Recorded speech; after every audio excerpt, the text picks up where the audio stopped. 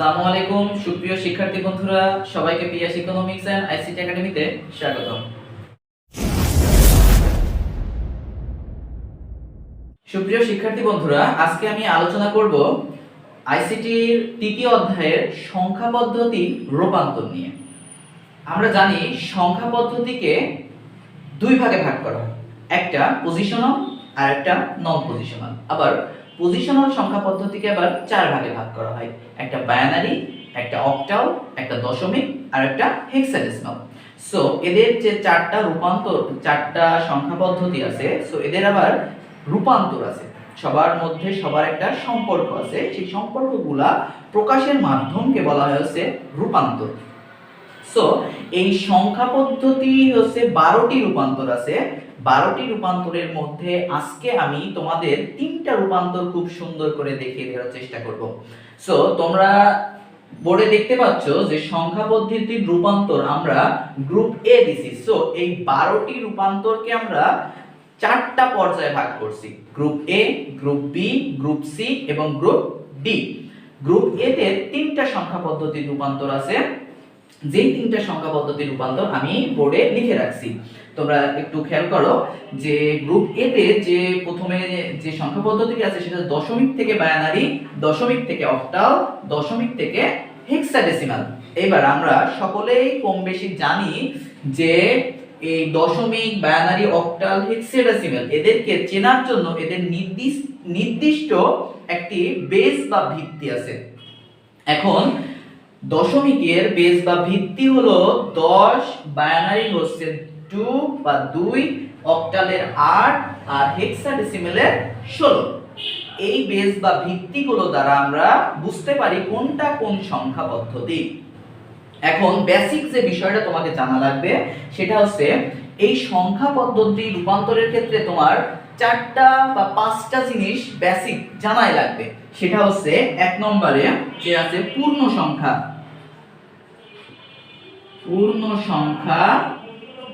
দুই নম্বর হচ্ছে ভগ্নাংশ, 3 নম্বর হচ্ছে এমএসবি, 4 নম্বর হচ্ছে এলএসবি। এই 4টা বিষয় তোমাকে সম্পূর্ণ জ্ঞান থাকা লাগবে এই 4টা বিষয় সম্পর্কে যখন আমরা সংখ্যা পদ্ধতি করব। আমরা পূর্ণ সংখ্যা আমরা জানি যে বামে যে সংখ্যাটা থাকে সব সময় সেটা হচ্ছে পূর্ণ সংখ্যা। যেমন আমি যদি 1 2 3.56 লিখি তাহলে এখানে হচ্ছে 1 2 3 পূর্ণ সংখ্যা, 5 6 হচ্ছে কি ভগ্নাংশ মান।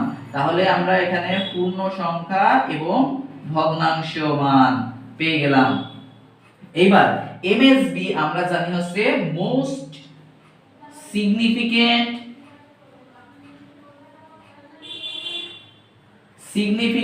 বিট এবং লিস্ট সিগনিফিক্যান্ট বিট। তাহলে এই 4টা বিষয় আমাদের প্রাথমিক পর্যায়ে খুব সুন্দর করে জানতে হবে আমাদের সংখ্যা পদ্ধতি রূপান্তরের ক্ষেত্রে। তো আমরা এখন দেখব যে দশমিক থেকে বাইনারিতে রূপান্তর করতে হলে আমাদের কি করা লাগে।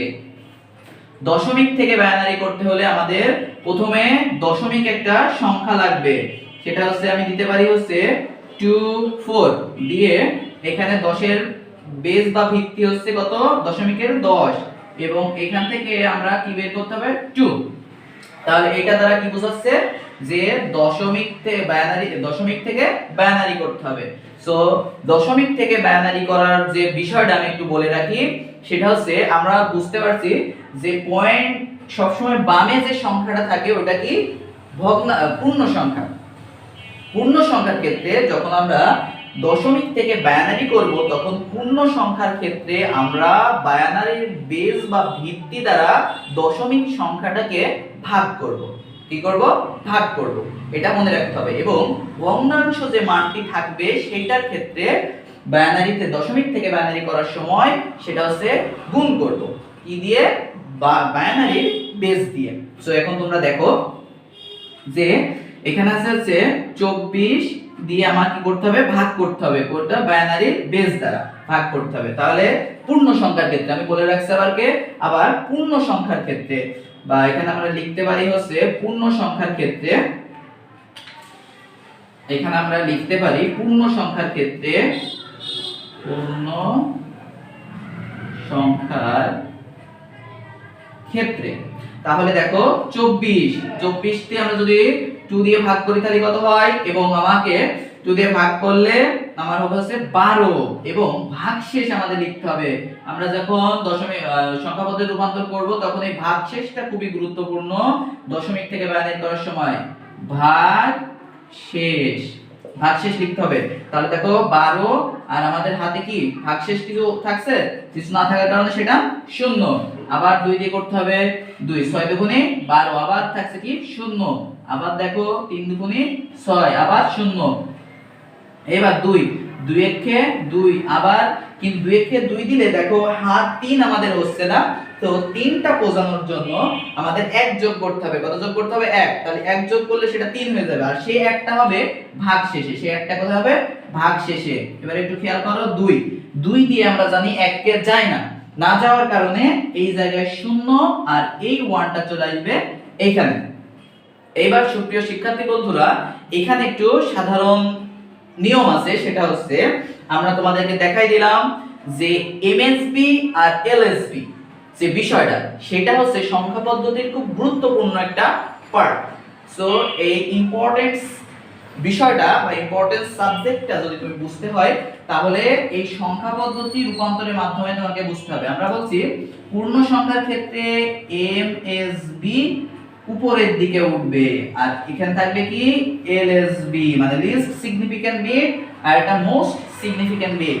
তাহলে সাজানোর ক্ষেত্রে আমাদের কেমন হবে দেখো, আমরা যদি এখন অ্যানসারটা সাজাই তাহলে আছে 1 1 0 0 0, এই হয়ে গেল আমাদের। এখানে 2 দিলাম, 2 দিলে আমাদের হয়ে গেল কি আমাদের অ্যানসার। কত সুন্দরভাবে হয়ে গেল দেখছো। এখন আমরা যদি আমাদের দশমিক থেকে বাইনারি করতে বলে তাহলে আমরা সবাই কম বেশি পারবো আশা করি। এইবার ভগ্নাংশের ক্ষেত্রে দেখবো আমরা। এবার ভগ্নাংশের ক্ষেত্রে, এটা হচ্ছে পূর্ণ সংখ্যার ক্ষেত্রে শেষ করলাম, এবার দেখবো হচ্ছে ভগ্নাংশের ক্ষেত্রে।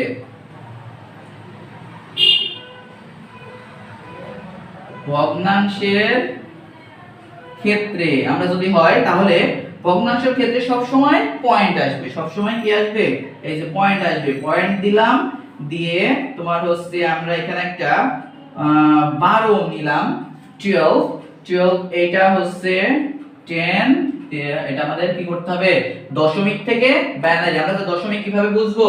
এই যে এই 10, কারণ আমরা জানি দশমিকের ভিত্তি বা বেস হচ্ছে 10, বা দশমিক সংখ্যাটি চেনার জন্য যে বিষয়টি প্রয়োজন তার সেই ডকুমেন্টসটা আমাদের এখানে সুন্দরভাবে দেওয়া আছে 10। আর আমরা জানি বাইনারির বেস সব সময় 2, এই জন্য আমরা এখানে 2 দিছি। যেহেতু আমাদের করতে বলছে কি দশমিক থেকে বাইনারি, নিয়মটা কি আমি তোমাদেরকে আবার বলে দিই। দশমিক থেকে বাইনারি করার সময় ভগ্নাংশের ক্ষেত্রে কি করতে হবে? বেস দ্বারা গুণ করতে হবে। কার বেস দিয়ে? আছে তোমার বাইনারির বেস দিয়ে দশমিক সংখ্যাটাকে গুণ করতে হবে। তাহলে দেখো 0.12 গুণ করার যে বিষয়টা সেটা হচ্ছে আমরা এখানে 2 দিব, এখানে একটা দাগ দিলাম নিচে, আর 5 দিয়ে একটা দাগ দিলাম, কারণ এটা সামনে যে পূর্ণ সংখ্যাগুলো বেরোবে সেইগুলো আমরা এখানে অ্যাড করে নিব। তাহলে দেখো 2 দুগুণে 4, 4 আর 2 একে 2 পয়েন্ট, তার মানে আমার কোনো পূর্ণ সংখ্যা আসছে না, তার জন্য 0। আবার 2 দিয়ে করব, 2 দিয়ে করলে কত হয় দেখো, 2 দুগুণে 4 দুগুণে 8, আর 2 দুগুণে 4 পয়েন্ট, আমার এখন কোনো পূর্ণ সংখ্যা আসে নাই। আবার আমি 2 দিয়ে গুণ করব, করলে কত দেখো, 2 8 দুগুণে 16, 6 হাতে থাকে 1, 2 4 দুগুণে 8 আর 1 9 পয়েন্ট, আর কোনো পূর্ণ সংখ্যা আমাদের আসে নাই, তার জন্য 0 গুণ 2। এখন 2 6 দুগুণে 12, 12 2 হাতে থাকে 1, 9 দুগুণে 18 কে 19, দেখো আমাদের পূর্ণ সংখ্যা চলে এসেছে। এই যে এখন এই দশমিক থেকে বাইনারি ভগ্নাংশের ক্ষেত্রে করতে গেলে তোমার এইভাবে চলতেই থাকবে, এর কোনো শেষ নাই। এর জন্য আমরা কি করব, 3 থেকে 4টা বা 2 থেকে 3টা বের করে আমরা এইভাবে অ্যানসার লিখে দেব, যে হচ্ছে 0 0 0 1 ডট ডট ডট 2, আমরা এইভাবে অ্যানসার লিখে দিব। আরেকটা যে বিষয়টা, অ্যানসার লেখার সময় এইখানে আমি বলতেছিলাম এলএসবি আর এমএসবি যে বিষয়টা সেটা হচ্ছে এমএসবি নিচের দিকে নামবে যখন আমরা ভগ্নাংশ করব। ভগ্নাংশ করার ক্ষেত্রে এমএসবি নিচের দিকে নামবে এবং পূর্ণ সংখ্যার ক্ষেত্রে এমএসবি কোথায় উপরের দিকে উঠবে। এই বিষয়গুলো তোমরা একটু মনে রাখার চেষ্টা করবা। এখন এই হয়ে গেল আমাদের দশমিক থেকে বাইনারি করার যে নিয়মটি। সেম নিয়ম আমাদের বাকি দুইটা সংখ্যা পদ্ধতির ক্ষেত্রেও। তাহলে এখন দশমিক থেকে 2 নম্বর যেটা ছিল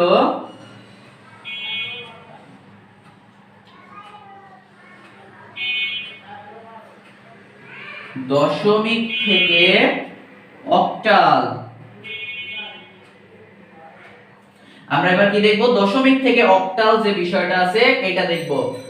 দশমিক থেকে অক্টাল আমরা একটা মান দিব, সেটা হচ্ছে যদি এখানে দিই 48 10 দিলাম এবং আমার বের করতে হবে হচ্ছে কত অক্টাল।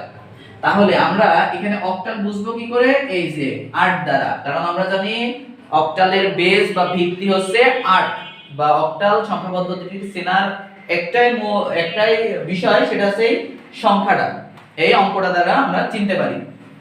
তাহলে নিয়ম একই পূর্ণ সংখ্যার ক্ষেত্রে।